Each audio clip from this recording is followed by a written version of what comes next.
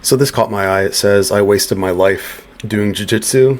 So I'm going to watch this video because that's pretty interesting to me. Here's a little medal I have from a Jiu Jitsu tournament. Even though I'm considered obese by these standards, I've always been into fitness. Here's me at the American Grappling Federation Jiu Jitsu tournament. Here's me at the North American Grappling Association tournament in Pittsburgh a couple years ago. Got a little boo-boo there. Here's me at AFG again. I'm not considered an expert by any means. We're going to see why this guy feels like he wasted his life.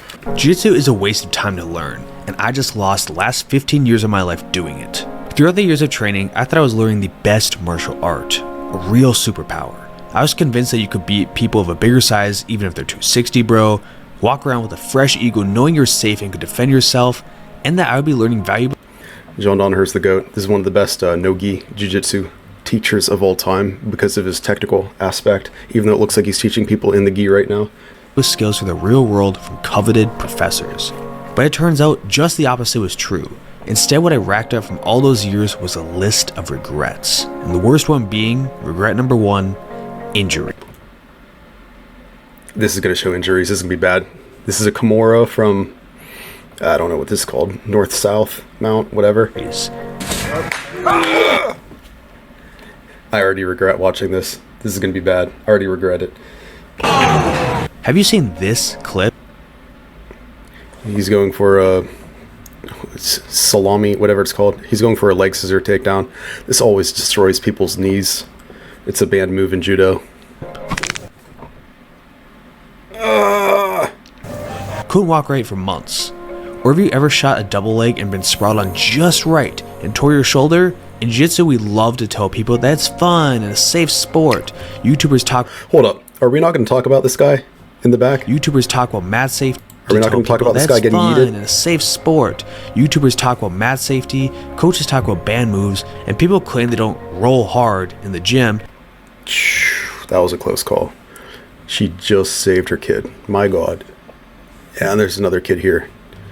Yet everyone I know starts Jiu-Jitsu looking like this and changes into this a few years later. Yup. Let's be honest here. The sport is about breaking limbs and choking people unconscious, and we pretend that will never happen another leg scissor takedown to you. It goes as far as saying Jiu-Jitsu is a gentle art when this is the reality. When we say Jiu-Jitsu is a gentle art, we mean that.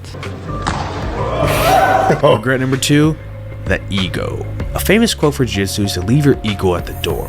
This is a great motto because you can strip yourself of worries and just spend time learning. If you're not a grappler, if you're new to grappling, it's actually super humbling. You can, even if you know a little bit of wrestling, you can tap out to like a female who's 145 pounds. She can tap you out just because the techniques don't involve matching or defeating somebody on strength. It's like if someone's pushing, you don't have to push stronger because you can pull. And then if they post their arm this way, that leaves them open to you going to their back. It's like there's paths to get a submission that don't involve being stronger than somebody. So it is super humbling at first. But instead of that happening, my Reddit is stuffed with people crying about egos in the sport. The ultimate goal of any martial art is tranquility and self-respect. So let me show you the top athletes of the sport and tell me if they're using it. Yeah. Even the founders of the sport didn't believe in this, as they would kick you out of the gym if you even had the thought of training elsewhere. Have a friend in another gym? Banned. You're a paying member of a gym. You should be treated well. Yeah. However, that just isn't the case when ego is involved in the sport. That's true. And it especially plays a role in regret number 3. That's what, of course, it's this guy Jocko right here. Here's one of his books. Here's another one of his books. That dude's a Navy SEAL. He's a legit badass. He has books on ownership and leadership. The belts. We practice a sport where you wear a fancy uniform, wrestle around some pajamas, and one mythical thing holds the whole outfit together. The belt. This belt is supposed to represent your expertise in the sport. If you're a higher rank than someone else, they're basically a free meal to you, right? Wrong. There are no universal standards to who gets what belt. Yeah. Jiu-Jitsu is a sport that requires money to operate and be a successful business. The students pay those bills and they want to see their time is rewarded. So they all obsess over the cloth around their waist. Gym professors 1.5 years to achieve a blue belt. And that's part of why people like will make fun of martial arts, like certain taekwondo schools or certain like karate schools. It's like, oh, I got my black belt in 9 months. Okay, then then you're a weak black belt. Why does that school have weak black belts? It's saying, okay, this is a mockery of karate. If your karate school gives away black belts in 9 months, if you're an Olympic athlete, you're still not getting a jiu-jitsu black belt in 9 months. It's not happening. So it's like, even the weaker schools won't do that. They just won't do that. After the Karate Kid got popular, you saw martial arts schools like have curriculums where, like, on week 4 you're going to get this belt upgrade. On your week 6 you're going to get a piece of tape on your belt. You're going to go from yellow belt all the way to black, and then you have 9-year-old taekwondo kids who say they're black belts and they don't know how to fight, and they're trained to keep their hands down because taekwondo, you're not allowed to punch in the face, so why would you keep your hands up to block? And then it makes them worse at fighting. So rank up students on a whim, have standards different from everybody else, and some gyms even charge more than $100 just to rank up. That's fine. Instead of trying to better yourself, the students just want to chase a shiny new color. I regret doing jiu-jitsu because I was robbed of my time. I spent 15 years learning a sport where I'd be walking away practically paralyzed. I'm still extremely cocky, and even though I have a black belt, does it even matter when Professor Amazon can just promote you? The only other regret I have is that you watched this video on April 1st and took the video seriously while commenting an essay on how I'm wrong.